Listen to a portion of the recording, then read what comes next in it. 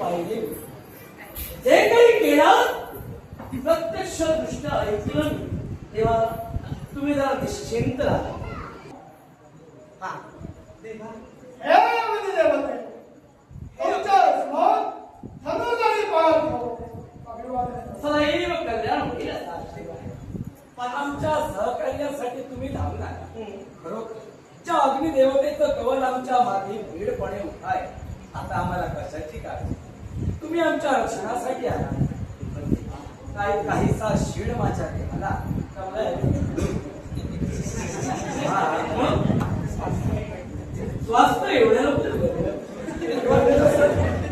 असं माझं स्वास्थ्य बिघडणार नव्हे.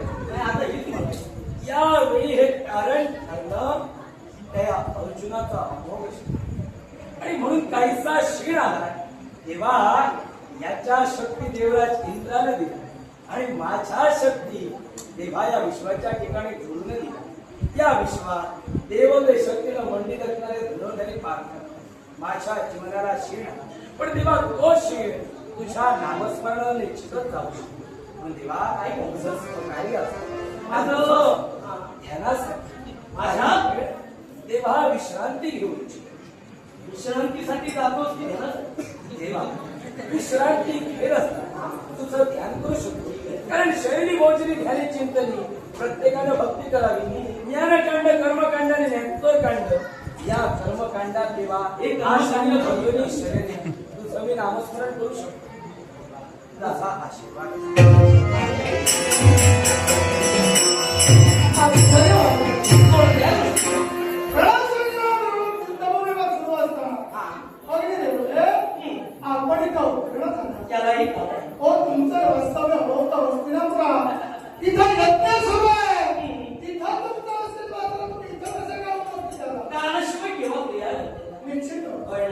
मग तेच कारण घडावं आणि मला इथे यावं लागलं. कारण महिष्मती नगरीचा राजा नीलध्वज आणि यांचं माझं हे नाव आहे आणि तेच म्हणजे दामाद म्हणजे मी त्यांचा जावई. अर्थात त्याला सहाय्य करणं एका नात्यानं मला इथे यावं लागलं.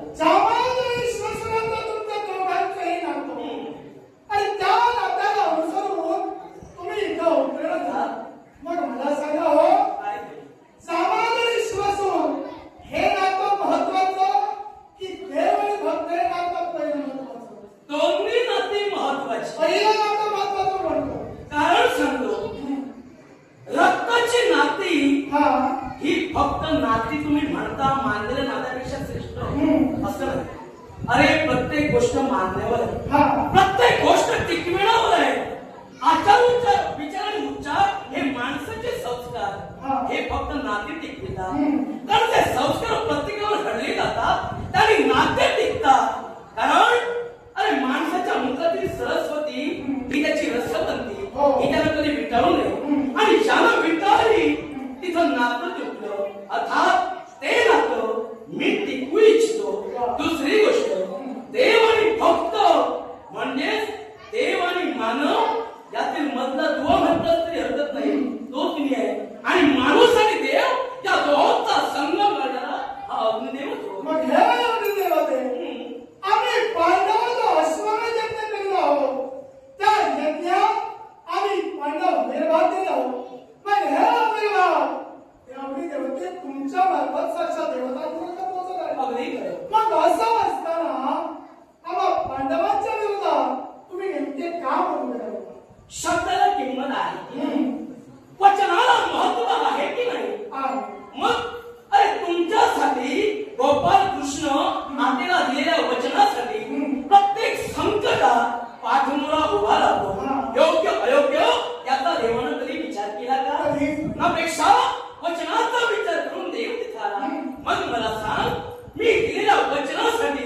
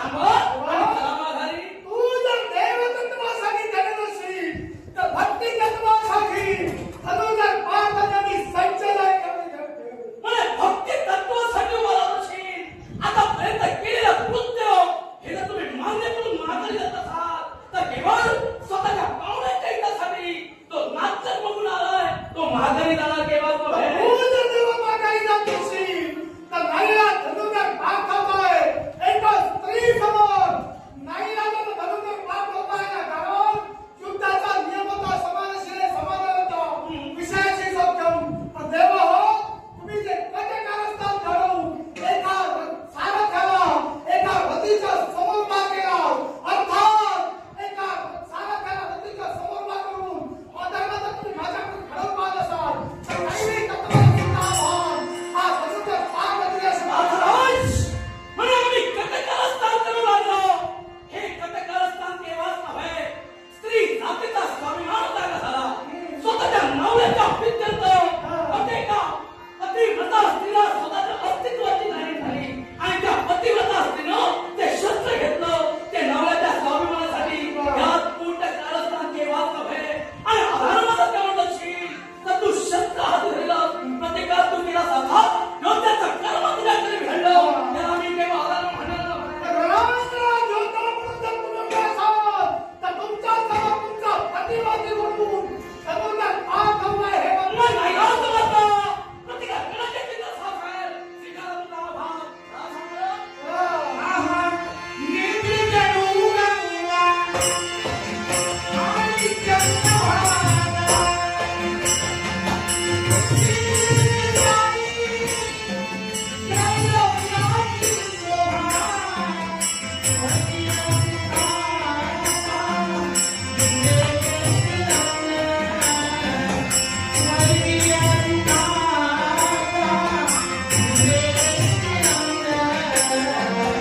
Thank you.